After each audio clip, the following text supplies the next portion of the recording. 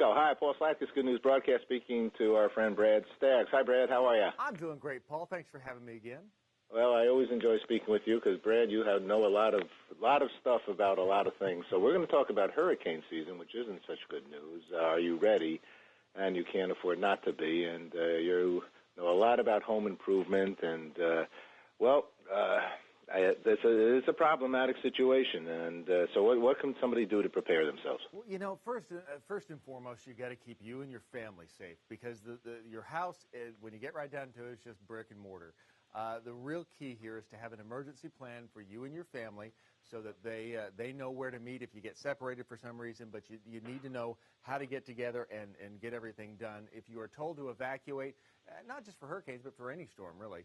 If you're told to get out, get out. Don't fool around with it because Mother Nature can pack a wallop. But the thing to do is be prepared with things like your emergency documents, insurance papers, birth certificates, anything you need to have with you.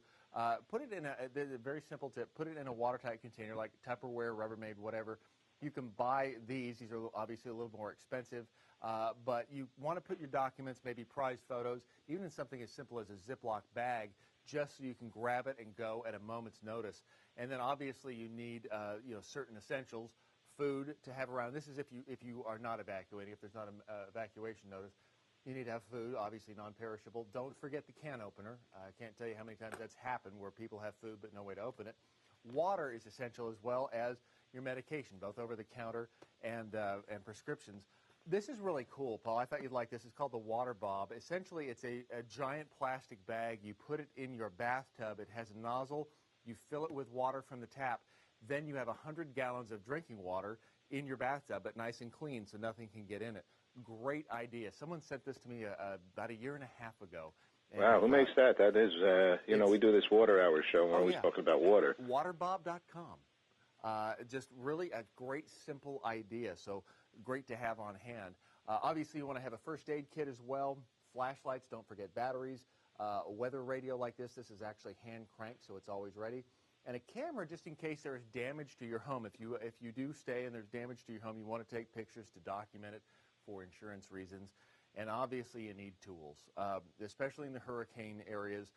You want to have tools. You want to have hammer and nails. You want to have a screw gun, screws, plywood to cover up those windows if you need to. Also, tarps are great to have on hand just in case there's any compromise in your windows, doors, or walls. But we've come a long way in the building products industry, and it used to be that windows, I mean, pretty much you had to board them up and put shutters on them, otherwise things were going to come through them.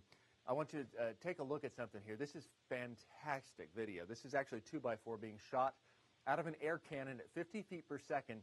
Notice it doesn't go through. These are they're called Stormbreaker windows and doors from a company called Simonton. And basically the way this works is it's essentially a regular pane of safety glass here on the outside. That 2x4 you saw this pane break, and then this laminated glass on the inside is what keeps that 2x4 from going all the way through. Now, the key to this is, and again, in any storm where there's wind and water, you get the most damage from water. Things like tree limbs or other objects will compromise a door or a window or your roof, and that's when the water gets in. That's where you get all the damage. Windows and doors are actually the number 2 place for water infiltration. You want to take a shot at what is number 1? Foundation. Roof. The roof. Is, yes. If you, and this is key, you need to have a roof that can withstand not only objects being thrown at it, but also wind resistance and water resistance as well. Another piece is test footage here. This is third-party testing on a synthetic resin shingle from a company called Da Vinci. And that's a water test there, a rain test. You see 110 mile per hour wind test here, because what happens is those straight line winds, if you have asphalt shingles, they can get up underneath there and lift those shingles up. These are actually made of a resin. They look like a wood shake or a slate shingle. And they're actually, like I said, a virgin resin product that is impact resistant. It has a class 4 impact resistant rating, which means you're not going to, there's no such thing as a perfect product, as I like to say. So they're tested at pretty high levels, but the objects are not going to tend to be punching through this. The key is with your roof, once those shingles, if they get lifted up, and if you lose one 4x8 sheet of roof sheathing, you can consider your house in most cases a total loss because of the water and air infiltration. Wow. Yeah, it's pretty amazing. And finally, the generator industry is actually made terrific strides. You see a Kohler generator here.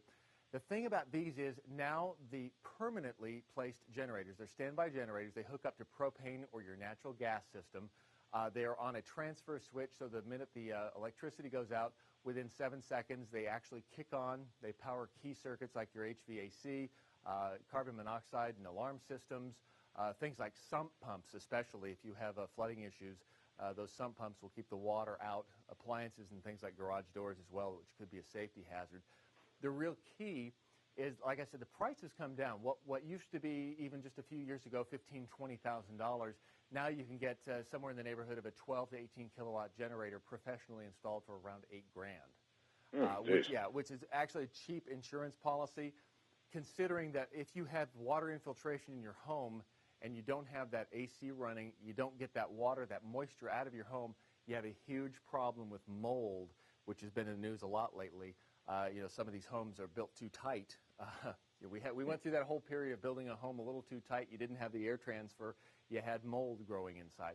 You want to keep that mold growth, obviously, to an absolute minimum, and you have to have the electricity on for that. So those are really good tips, and the technology has just come tremendously far to help us out.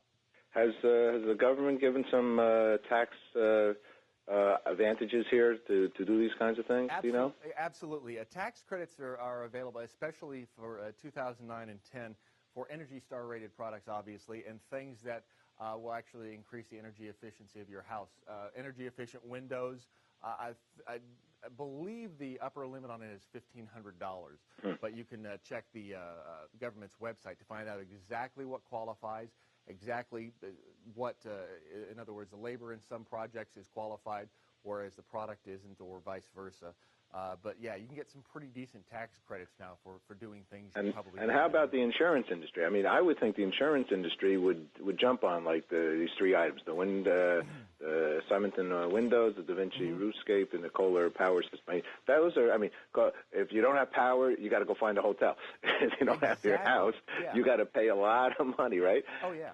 So the insurance, I would hope, would be understanding and maybe give some breaks on these kinds of things. Yeah, and that, it's things like that you check with your insurance company, find out if you have impact-resistant shingles or windows and doors, things that will, in fact, protect you a little bit better in storm situations, because there's no telling what the discounts that you could get, especially if you've got a multi-car discount along with your house.